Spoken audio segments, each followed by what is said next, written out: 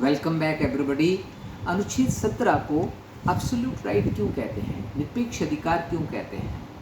ठीक, क्योंकि सारे अधिकार तो हैं, लेकिन आपसे पहले जो अधिकार की चर्चा हुई हमारे, ठीक है, अनुच्छेद 14 से लेकर के और आगे के जितने भी अधिकार थे, किसी को भी निरपेक्ष अधिकार नहीं किया कहा गया।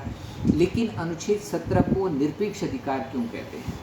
ठीक है, आपने अनुच्छेद 17 पढ़ा, लेकिन आपने ये नहीं पढ़ा कि ये एब्सोल्यूट राइट क्यों है। ठीक है, क्योंकि अन्य जितने भी अधिकार दिए गए हैं वो नागरिकों के लिए है।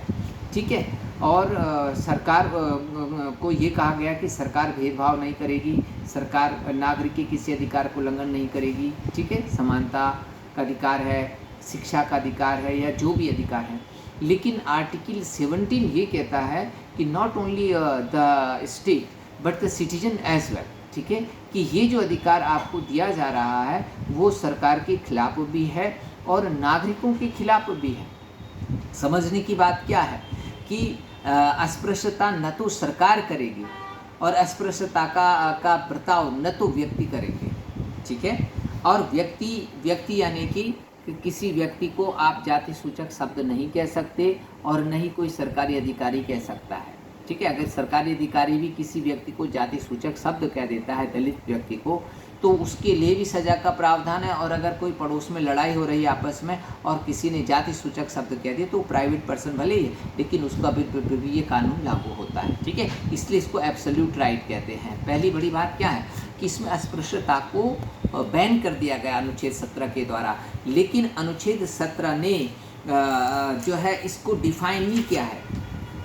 ठीक है, संविधान में अस्पृश्यता को क्या किया गया है, आपका परिभाषित कर दिया, वो बैन कर दिया गया। लेकिन अनुच्छेद 17 को में इसमें ये परिभाषित नहीं किया गया है कि अस्पृश्यता है क्या, यानी कि इसको एक ओपन एंडेड छोड़ दिया गया, ताकि भविष्य में जैसे कि 2015 में सरकार ने अस्पृश्यता के अंतर्गत ठीक है SC एक्ट में बहुत सारी नई चीज़ें जोड़ दी जो पहले नहीं थी। ठीक है, करीब 47 जो इंसिडेंट्स हैं उनको SC/ST एक्ट का वायलेशन मान लिया गया है। ठीक है, तो वो क्या है वो मैं आगे वाले वीडियो में बताऊंगा। इससे जुड़े हुए जो क्वेश्चंस हैं, ठीक है, इसे कठोर संवैधानिक निर्देश क्यों कहा जाता है ये आपको बताना है। ठीक है, अनुच्छेद 17 को एक कठोर संवैधानिक निर्देश क्यों कहा जाता है? While article 17 abolishes untouchability but does not define it, allowing for a broader interpretation. ये एक ओपन एंडेड आर्टिकल है, इसकी आगे व्याख्या के लिए क्या कर रखा है, रास्ता खुला छोड़ रखा है। ठीक है, while article 70 is considered one of the only truly absolute article in Indian constitution.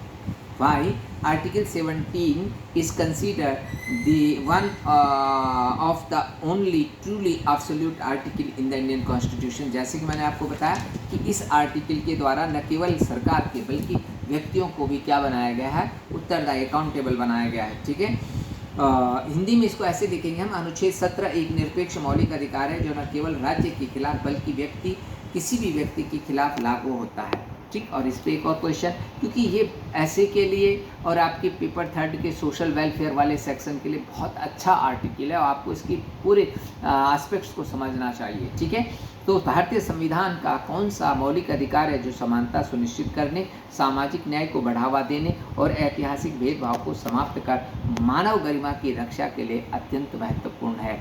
जितना आप आंसर लिखेंगे उतनी जल्दी आप टॉपर बनेंगे। प्रीलिम्स के लिए मैक्सिमम रिवीजन और मेंस के लिए मैक्सिमम आंसर राइटिंग, सफलता का यही मंत्र है। Thank you.